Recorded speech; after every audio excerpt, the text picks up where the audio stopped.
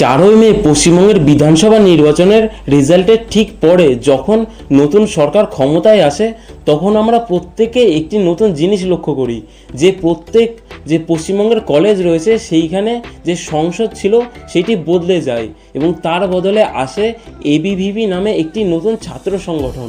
তো এই এবিভিপি এর ইতিহাস কী রয়েছে, এর যে সদস্য রয়েছে তারা কী সব বিষয়ে কাজ করেছে এবং এটি কি একটি বিজেপির কোনো একটি অংশ, এই বিষয়গুলি নিয়েই আজকের ভিডিওতে আলোচনা করব। তো ভিডিওটি শুরু করার আগে অবশ্যই একটি লাইক করবেন এবং চ্যানেলটিকে অনুসরণ করে রাখবেন, কারণ আমি বাংলাতে ভিডিও বানাই। তো চলুন শুরু করা যাক আজকের ভিডিওটি। এবিভিপি এর পুরো নাম হলো অখিল ভারতীয় বিদ্যার্থী পরিষদ। এটি ভারতের একটি বড় ছাত্র সংগঠন এবং এই যে এবিভিপি রয়েছে এর যে সদস্য সংখ্যা রয়েছে সেটি প্রায় 76 লক্ষেরও বেশি বলে ধরে নেওয়া হয়। এবিভিপি এর কোনো নিজস্ব ম্যানিফেস্টো নেই, তারা ছাত্রদের সুবিধার্থে বিভিন্ন কাজ করে থাকে।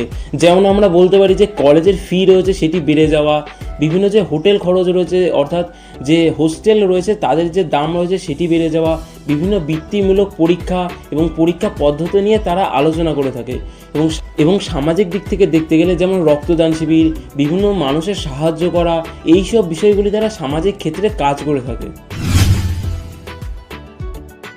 তো এবার আমরা এই এবিভিপি এর বিশেষ কিছু আন্দোলনের কথা দেখে নেব। তো প্রথমে যেটি আছে জরুরি অবস্থা। 1975 সালে যেসব